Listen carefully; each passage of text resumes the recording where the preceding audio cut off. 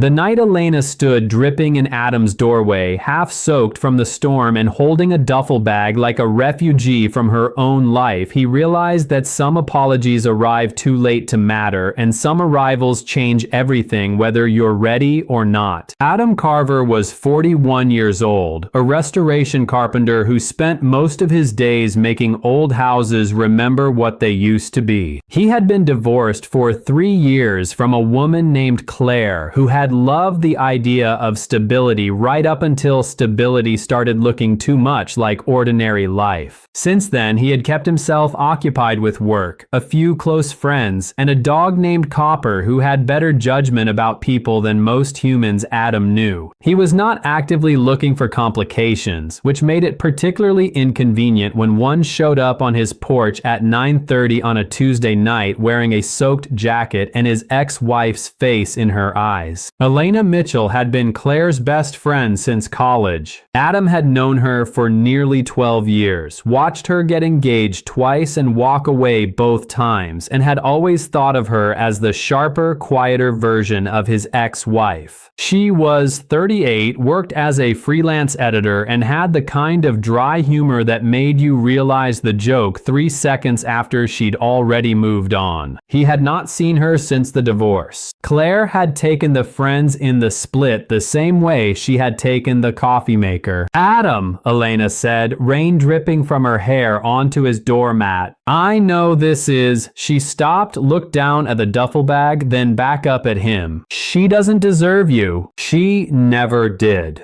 And I can't keep pretending I don't know that. Adam stood there in his doorway, hands still on the doorknob, trying to assemble a response that made sense. Behind him, Copper barked once, then padded over to sniff Elena's wet sneakers with interest. The rain was coming down harder now, drumming against the porch roof, and the air smelled like wet asphalt and pine. "You want to come in before you drown?" Adam finally managed. Elena let out a breath that might have been a laugh. "That would be good. I tinder Monsis. Dati." He stepped aside and she walked past him into the small front room. The house was old, a narrow 2-story he had been restoring for the past year, and it still smelled faintly of sawdust and linseed oil. The furniture was minimal. A couch he had built himself from reclaimed barnwood, a low coffee table covered in blueprints, a lamp in the corner throwing warm amber light across the uneven floorboards. Elena set the duffel bag down and pulled off her jacket. Underneath, her sweater was damp at the shoulders and her jeans were spattered with rain. She pushed her hair back from her face and looked around the room as if cataloging it. "This is nice," she said. Quiet. That was the idea. Ader Oza Dad Ind. Adam closed the door and leaned against it, arms crossed. "You want to tell me why you're here?" Elena didn't answer right away. She walked over to the couch and sat down, hands folded in her lap, and Copper immediately jumped up beside her and rested his head on her knee. She scratched behind his ears absently, staring at the floor. "I had dinner with Claire tonight," she said finally, "at that Italian place on 7th. She spent 2 hours complaining about her new boyfriend. He doesn't listen. He doesn't plan anything. He's always on his phone. And then she started talking about you." Elena looked up, her expression unreadable. "She said you were boring, that you never wanted to do anything, that living with you felt like being stuck in the same Tuesday for 3 years. Adam felt something tighten in his chest, but he kept his voice level. "And you're here to tell me she's wrong?" "Answer under die Naxens."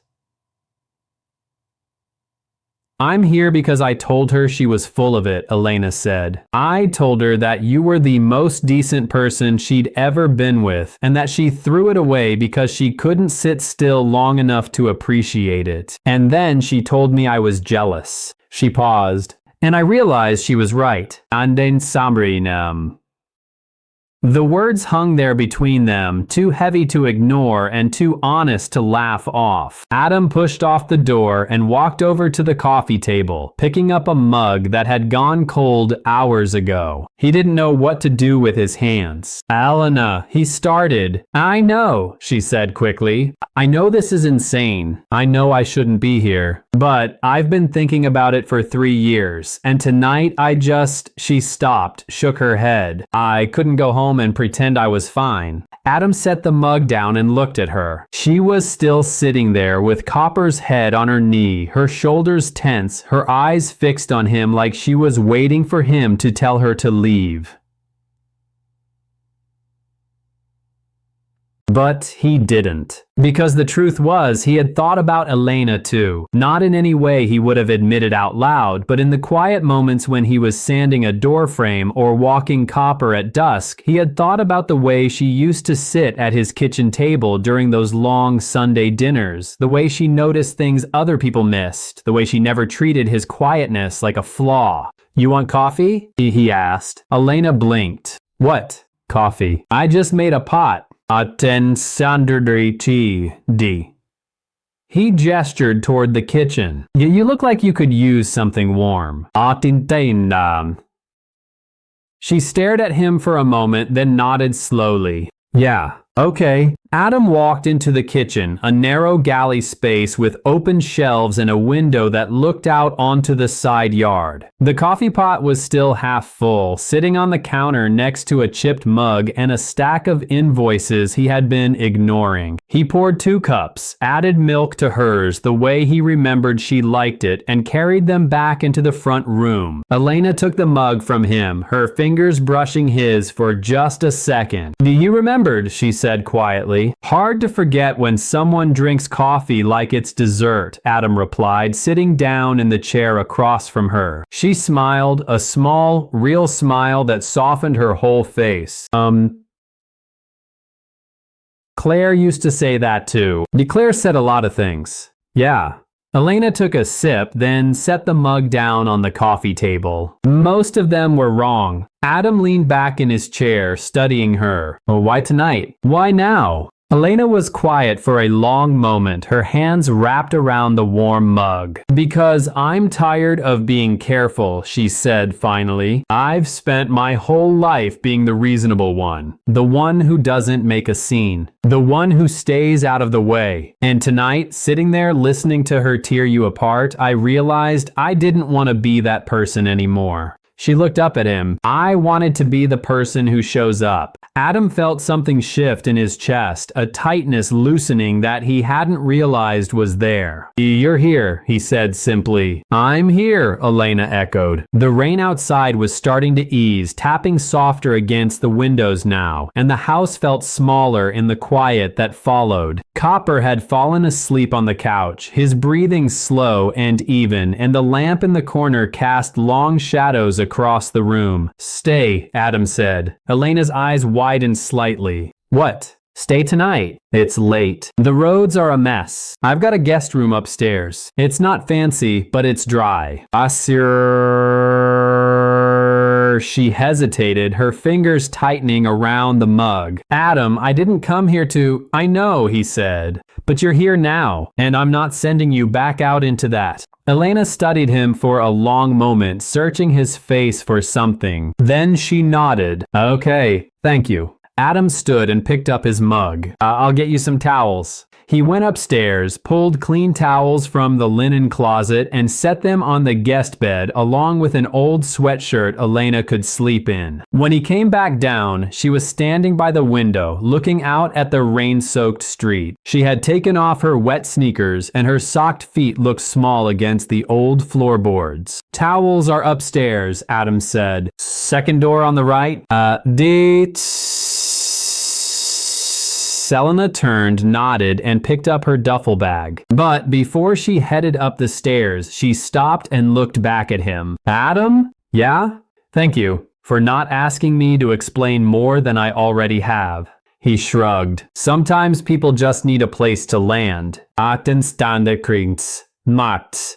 She smiled again, that same soft smile, and then disappeared up the stairs. Adam stood there for a moment, listening to the creak of the floorboards above him, then sat back down on the couch and let Copper climb into his lap. The house was quiet again, but it didn't feel empty anymore. The next morning, Adam woke to the smell of coffee and the sound of someone moving around in his kitchen. He came downstairs in his work jeans and a faded flannel to find Elena standing at the counter pouring herself a second cup. She had changed into clean clothes from her duffel jeans and a gray sweater, and her hair was pulled back in a loose ponytail. She looked more rested than she had the night before, but there was still something guarded in her expression. "Morning," Adam said. Elena turned, startled. "Morning. I hope you don't mind. I made coffee." "You're forgiven. Mem therefore." He poured himself a cup and leaned against the counter. "How'd you sleep?" "Under Satan under den Stigkorby." "Better than I thought I would." "Ostendum." She took a sip, then set the mug down. "Adam, about last night. You don't have to explain," he said. "I do, though." She looked at him steadily. "I meant what I said. About Claire. About you. But I don't want you to think I'm here because I'm trying to fix something or prove a point. I'm here because I wanted to be." Adam nodded slowly. Okay. Elena's eyebrows lifted slightly. "That's it? That's it." He took another sip of coffee. "I'm not going to overthink it, Elena. You showed up. You told the truth. That's more than most people manage. Attentritins. Day."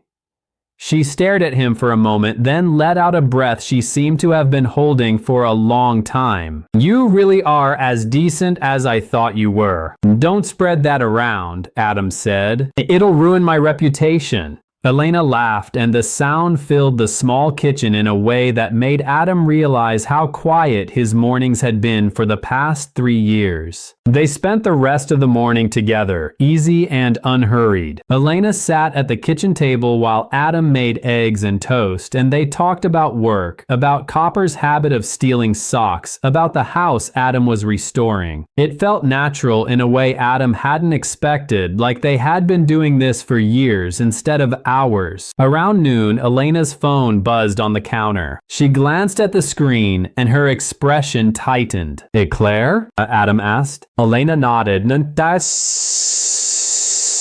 "She wants to know where I am. She's been calling all morning."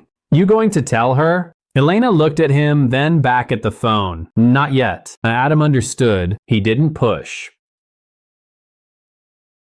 That afternoon, they walked Copper down to the creek at the edge of the property. The rain had left everything green and dripping, and the air smelled like wet earth and fresh leaves. Elena threw sticks for Copper, and Adam watched her laugh when the dog refused to bring them back, choosing instead to chew them into splinters in the tall grass. "He's got character," Elena said, wiping her hands on her jeans. "That's one word for it," Adam replied. They walked back to the house as the sun started to dip lower, painting the sky in shades of amber and lavender. When they reached the porch, Elena stopped and turned to face him. Can I ask you something?" she said. "After last night, I feel like you've earned it." Elena smiled faintly. Are you always this careful?" Adam considered the question. "Depends what I'm trying not to break." Elena didn't answer right away. When she looked back at him, her expression had changed. "Well," she said quietly, "for the record, I'm not made of glass. Ansobium." Adam held her gaze, and something in the air between them shifted. It wasn't dramatic. It wasn't loud, but it was there, undeniable and clear. "Good to know," he said softly. They stood there on the porch as the light faded, and Adam thought about all the careful years he had spent building walls that looked like stability. And he thought about the woman standing in front of him who had shown up soaking wet with nothing but the truth in her hands. "Stay a little longer," Adam said. Elena's eyes searched his face. "How long?" "However long you want." "Actinsins." Neededins. She nodded slowly and something in her shoulders relaxed. Okay. That evening, they sat on the porch with mugs of tea and watched the sky turn dark. Copper lay between them, his head on Elena's foot, and the crickets started their evening song in the grass beyond the gate. It was quiet, the kind of quiet Adam had learned to live in, but now it felt different, fuller. Adam, Elena said after a while. Yeah? I don't know what happens next. Neither do I. She turned to look at him, and in the low light from the window behind them, her face was soft and open. But you're okay with that? Adam nodded. I'm okay with that. Elena reached over and took his hand, her fingers warm against his. Then, so am I. 3 months later, Elena moved into the house on Maple Street. It wasn't a dramatic decision. It happened in pieces. A few more nights that turned into a week. A toothbrush that appeared in the upstairs bathroom. A box of books that Elena carried in one Saturday morning and never carried back out. By the time they officially decided she was staying, it already felt like she had been there all along. Claire found out, of course. She called Elena one afternoon, her voice tight and furious, demanding to know how Elena could betray her like that. Elena listened for exactly 30 seconds, then said, I didn't betray you, Claire. I just stopped pretending you were right. And she hung up. Adam didn't hear from his ex-wife again after that. 6 months after Elena had shown up on his porch, Adam proposed in the kitchen on a Tuesday morning. No ring yet, just the question, and the two of them standing there in their socks with coffee mugs in their hands. Elena said yes before he even finished asking, and then she kissed him in the middle of the kitchen while Copper barked excitedly at their feet. They got married the following spring in the backyard under the oak tree Adam had been meaning to trim for 2 years. 20 people came, mostly friends and Elena's sister, and the ceremony lasted exactly 11 minutes. Afterward, they ate barbecue and drank beer on the porch, and Adam thought about how strange it was that the best things in his life had arrived unplanned. Elena still edited from home, and Adam still spent his days restoring old houses, and they still drank too much coffee and argued